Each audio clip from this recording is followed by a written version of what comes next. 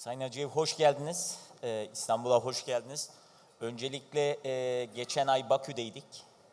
COP zirvesi için tebrik ediyoruz. Çok güzel bir organizasyondu. Azerbaycan'ın böyle bir organizasyonu bu kadar kısa bir süre içerisinde başarılı bir şekilde tamamlamasını tebrik ediyoruz. Bugün sorularımız yapay zeka üzerine olacak. We will continue in English.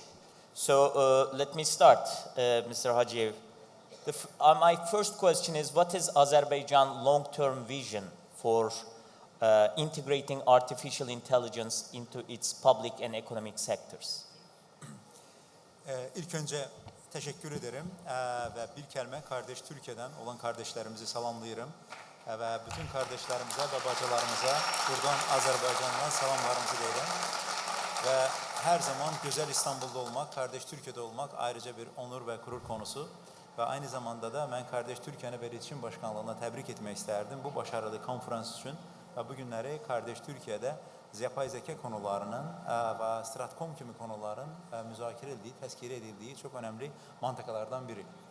And I would like to switch to in English, as the question was in English from our distinguished moderator. And once again, thank you for this opportunity. And with regard to your particular question, and first I was always thinking, I think that many scholars also pose this question with regard to the artificial intelligence. For the first time in the history of the mankind, and we see the thinking brain outside of the human mentality, outside of the human brain. There isn't someone or somebody thinking along with us. And since the inception of the mankind, we for the first time see such a tendency. And it continues to grow, and it has limitless capabilities. We, first of all, psychologically, ethically, and mentally, are we ready for such a development? And of course, that's a bigger question. In a sense, it's a little bit psychological and also philosophical question that should respond. But in the meantime, as it was also mentioned by the distinguished speakers at the opening session, we cannot go against any technology, but in the meantime, we should take into account the opportunities that technology suggests. And from that perspective, artificial intelligence is part of the priorities of Azerbaijani government. And digital transformation has been highlighted by Azerbaijani government as one of its national priorities. And within the digital transformation process, artificial intelligence development, and also it's an application to certain segments of Azerbaijan society and Azerbaijan's economy is a priority. First thing that we see immediate opportunities for the artificial intelligence is in public services and good governance and education system, and also business and economic opportunities. And along with that, on a daily basis, we are applying elements of the artificial intelligence in Azerbaijani media and also in Azerbaijani diplomacy as well. Mm-hmm. And you mentioned media and diplomacy at the same time, so before I go to my question, I will have a two-finger intervention here about the Karabakh conflict. And we have seen that during the conflict, there has been a lot of disinformation campaigns. And what was Azerbaijan's strategy to deal with those disinformation campaigns? And is Azerbaijan planning to use more of the artificial intelligence in the future to deal with those? Exactly, it's a very right question that Azerbaijan was subject for the intensive disinformation and also misinformation campaigns. In a sense, it was in a psychological warfare. With an elements of the artificial intelligence have been involved for all of these campaigns against Azerbaijan. It was not just one single source of the disinformation campaign, and it came from the multiple sources against Azerbaijan. And we have seen elements of that in the war of the 2020, when Azerbaijan has launched an operation to liberate its occupied territories. And also yet in another massive way, we have seen such a disinformation campaign against Azerbaijan in the last year counter-terrorism operation that Azerbaijan has conducted to ensure its territorial integrity and sovereignty. First thing that we have seen, fabrication of the audio-visual content and especially visual elements, and with the elements of the artificial intelligence. And again, it was very massive, and it was also used as elements of the psychological warfare. But what was the response from Azerbaijani side? And we also used elements of the artificial intelligence. By the way, it leveraged our capabilities and enabled us to get a wider and comprehensive picture from where all of this misinformation and elements of this information are generating. And in the meantime, to understand the narrative. At one point, we understood with the elements of the artificial intelligence that majority of these articles, statements, narratives are coming from one single source. By human monitoring, by some other means of the monitoring, it was almost impossible to identify it. Yeah. But artificial intelligence proved that Both the visual content and other writings and social media content, one source? Yeah, exactly. It demonstrated once again that it comes from the one single laboratory, and but it got a little bit different variations, but thinking behind is the same. But it also applied, of course, you have rightly mentioned, to the social media platforms, and it also further augmented with the distorted and also fake photo and video elements as well. But behind that, there was one single narrative. And therefore, from that perspective, artificial intelligence helped us a lot to identify in any, let's say, in a battle, and with the fighting against the disinformation is also in a battle, situational awareness, and to also knowing what kind of methodology used against you is crucially important. From that perspective, we understood the methodology, and while understanding that, we use our counter methodology, how we can fight effectively against that, what is a source of this narrative that we can put counter to that negative narrative.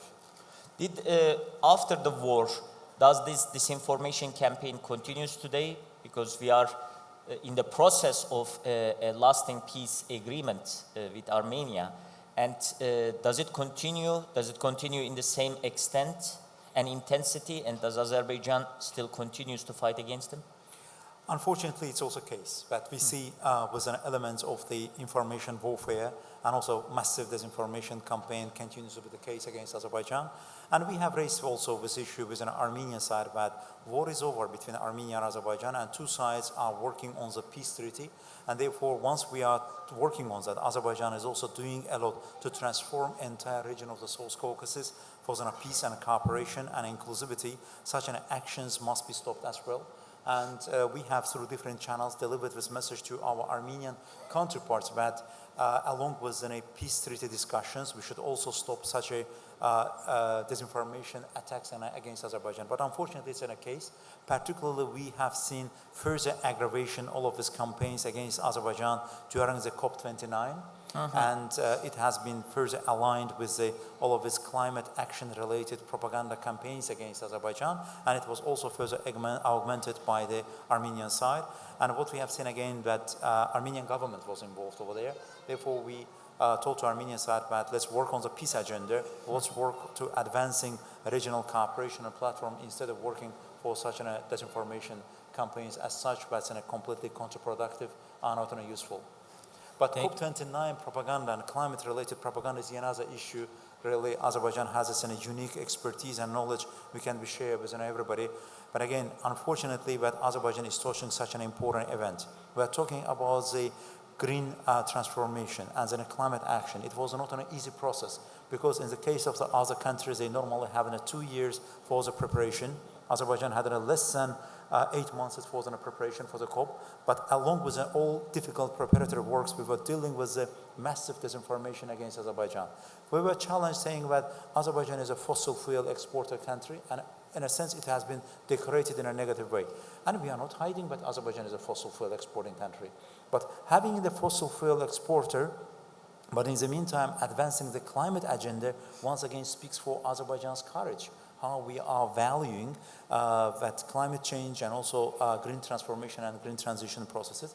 But unfortunately, that wasn't the case.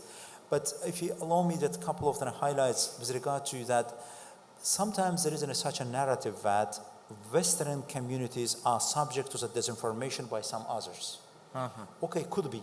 I'm not excluding that. But what about the Western media engaged in disinformation about other countries? Well, nobody answered to that question. Sure. And recently in Politica, one of the leading European newspaper, and they're saying that Azerbaijan re-exports Russian gas to the European market. And I put on my Twitter and everybody can check it. Azerbaijan this year didn't export any cubic meter of the gas from Russia. But they are trying over and over again such a narrative. It's a sheer and also very disgraceful element of this information. Unfortunately, it's happening, from the European media outlets as well. Therefore, everybody on the same boat, and we should fight against it together. And again, I do believe the potential of the artificial intelligence. artificial intelligence associated with you, but in the experience of Azerbaijan, proved itself very effective tool to identify sources of the disinformation, and that human capabilities are in a sense limited, and it can take a much longer time for us, but through the artificial intelligence in a shorter period of time, we can differentiate certain things. But in the meantime, there is another part of the story that artificial intelligence in a more professional way can also be used for the disinformation campaign, but we have seen it as well. Thank you very much. And while you were talking about the Karabakh conflict and the war, actually, I remember I had a chance also to visit Baku in those days, and together with the communication directorate of Turkey, Azerbaijan did a great job actually handling the information processing. We were traveling with the journalist, and Azerbaijani government made clear that they had accurate information, timely information, so that they can report to their audience. Now, going back to more specific questions about artificial intelligence, you talk about the misinformation and disinformation campaigns that artificial intelligence can contribute. Artificial intelligence can pose some other challenges, especially in terms of workforce. Does Azerbaijan have any preparation for the next couple of decades? According to IMF, by 2030, we may lose 13% actually of workforce due to the digital transformation and artificial intelligence. Absolutely, you are right. That's a global question, and also at a global level, that's a widely discussed issue. And before jumping to that question, and I'm also in our discussion with our experts and internally in Azerbaijan, and some of the friends and colleagues also have some concerns, but I'm challenging my colleagues who have concerns on artificial intelligence, saying that don't put ourselves in a situation that in a couple of the centuries afterwards, we will be also condemned like the ones who fought against Copernicus or Giordano Bruno in the Middle Ages. If there is a technological development, we shouldn't go against the technological development, but we should take a benefit of that. But in the meantime, within the certain parameters. Your question is absolutely valid, because ethical framework of the artificial intelligence, that's a key question, as particularly for the governments, but we should work on that. Second dimension that we are missing, unfortunately, that is artificial intelligence global governance. We as humans, and we also global community, made a strategic mistake. There is no governance of the global governance of the social media platforms. Let's also accept the fact that social media platforms, the companies behind that, they were not so much interested to having the global governance. Global governance doesn't mean a censorship. Global governance doesn't mean a blockade whatsoever. Global governance means global regulations based on the certain ethical standards.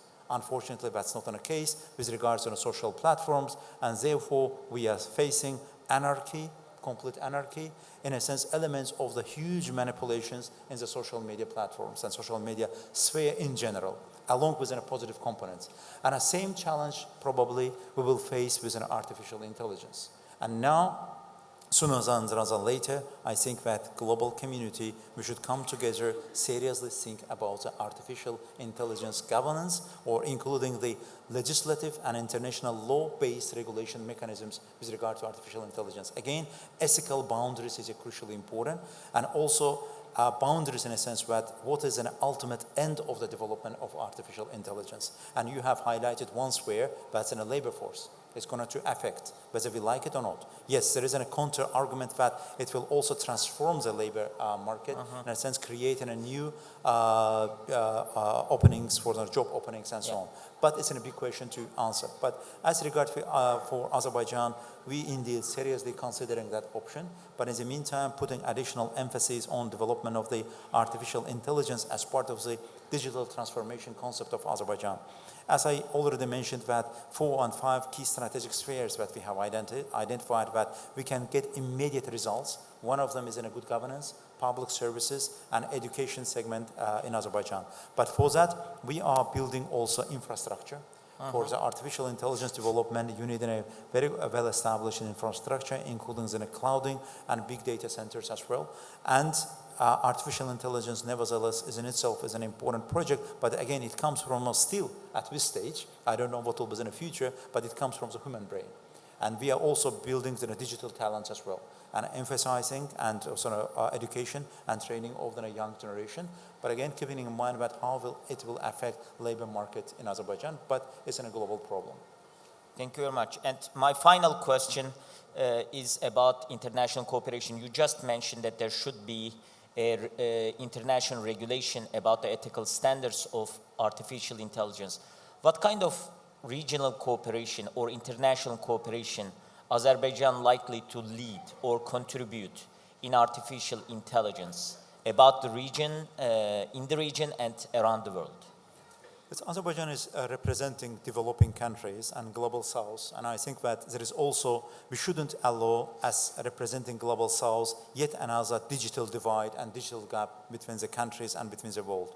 On economic front, on green transformation, in some other fields, we already see a growing gap and divide between global north and global south. And the same applies, unfortunately, in the digital transformation process. The ones who are ahead are progressing further ahead, and the ones who are behind, and this gap, unfortunately, continues to grow. And here, really, Azerbaijan, as representing global south, and we are also deriving from this an understanding that we should narrow the gap, and there should be multilateral cooperation. And here, again, multilateral cooperation is a key. And we think that United Nations platform is an important globally, bring together all countries with regard to the building international governance, with regard to the regulation of the artificial intelligence, over repeating myself that not to mistake with regards to the social media platforms, but there is simply no international regulation. But in the meantime, Azerbaijan is championing these issues at a local level. First of all, it comes from the local practice and your government expertise. At a local level, we are currently reviewing all legislative bases of Azerbaijan and, in a sense, adapting our national legislations so that our national legal system should catch up with the artificial intelligence-related system and should be in line with that. And second, regional-wise. And regional-wise, as I would like to highlight, first of all, Turkey-Azerbaijan cooperation, as we are allied and brotherly partner countries, and we are working on many different fields, including the artificial intelligence. And together with Turkey and also our brothers from the Central Asian countries, we would like to bring together central organization of the Turkic state, within the organization of Turkic state, yet another chapter of the cooperation for the artificial intelligence. Thank you very much. And in this panel, in addition to having Mr. Hajiyev, I think we did something else. Just before the panel, I asked ChatGPT what could be the possible questions that we can ask Mr. Hajiyev about artificial intelligence. And even before I addressed those questions, Mr. Hajiyev responded, so many of them. I have a cooperation with them. Yes, that's exactly the cooperation that we were looking for. I want to thank you, Mr. Hajiyev. I want to thank for Communication Directorate for organizing this event. And I hope to see you again in Turkey. We hope to see you here more often. And thank you again. Thank you. I really appreciate and thank you for your good questions. And I'm also thank you for the audience. I'm also a very active user of the ChatGPT. And also, my background is in diplomacy. I'm coming from the professional diplomacy. By the way, it also, artificial intelligence also affects diplomacy as well. But artificial intelligence is an element for the augmentation. Nothing can change the diplomacy. Diplomacy is about human interaction. But I still believe, and I'm a strong supporter and a staunch supporter of the human interaction. Thank you. This integration was a good balance, actually. Exactly. Thank you.